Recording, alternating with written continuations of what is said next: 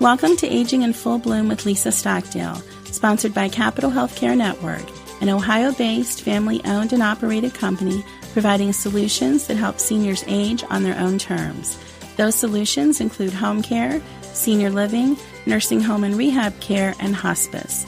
Learn more at capitalhealthcarenetwork.com. I'm Lisa Stockdale. Thank you for joining me for this podcast. Today our topic is probably a familiar one to many of you, caregiver stress. I have 9 tips that I'd like to share with you. I am borrowing these from an article that I wrote for a magazine recently, so you may see these in print, and I hope that you are able to take something from what I have seen as a healthcare professional. I have not been a caregiver, so keep that in mind. I start by saying we talk so much about caregiver stress that the phrase barely packs a punch anymore. You've heard all the cliche advice from make time for yourself to share the load. It all sounds so reasonable and within reach, unless, of course, you're a caregiver.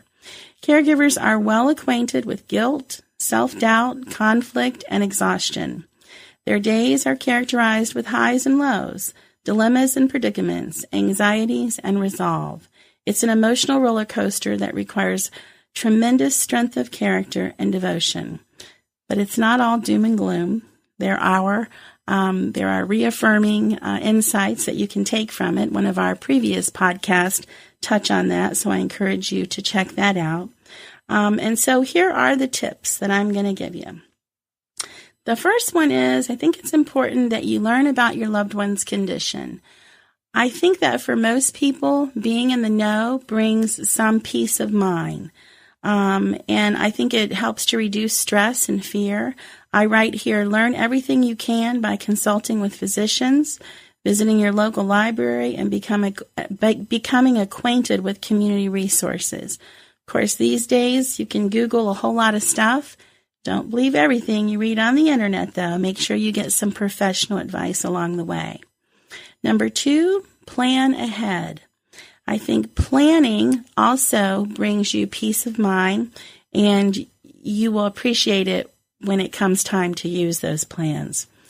I write here, once you've educated yourself about your loved one's condition, devise a plan that includes choosing potential healthcare providers in advance, preparing advance directives, and getting financial and legal affairs in order. When your loved one passes away, I promise you, even if you saw it coming and you think you're prepared, you're not going to be emotionally where you may have anticipated. And planning ahead will help take the burden, some of the burden, out of that time in your life. Practice self-care, number 3. Taking care of yourself makes it possible for you to continue to be a caregiver to your loved one. Capable caregivers find the time to eat, exercise, sleep, and even schedule daily quiet time for relaxation. You would be surprised at how many caregivers, and I'm not going to call them capable, who are not taking care of themselves. They're not eating, they're not sleeping. And I know that it's out of love, but remember, you're no good to anyone if you're sick or unable to. And sometimes caregivers get sicker than the people they're caring for, and these are the reasons why. They just don't take proper care. Number 4, celebrate moments and make memories. Embrace the chance to live in the moment and enjoy your loved one when opportunities for laughter and intimacy present. Allowing yourself to enjoy those moments as they unfold can go a long way in alleviating stress. Number 5, give yourself permission to make mistakes. You'll make them. It only means you're human. Making mistakes opens up to the possibility of finding a better way to do things. At the end of the day, it won't be the mistakes that matter. What matters is your willingness to keep putting one step in front of the other. And I always tell my sales team, I'm in sales, if you didn't know that, my real day job. It's not about how many times you fall down. It's about how many times you get up.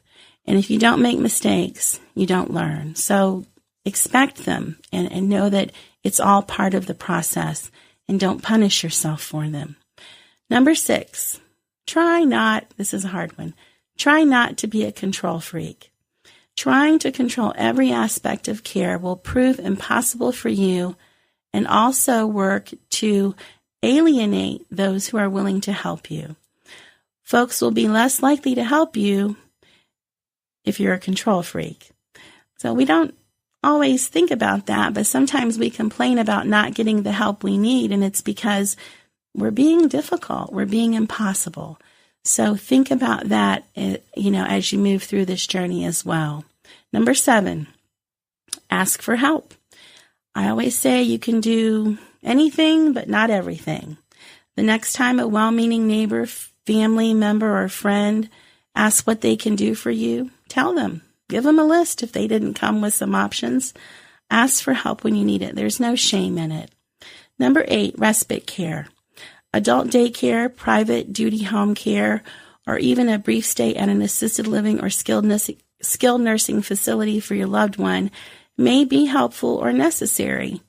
Not necessarily for them, for you. It's respite for you. Gives you a little break.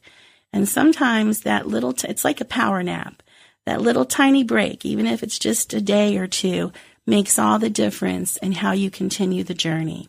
And number 9, and finally, learn about signs and symptoms of caregiver stress and burnout.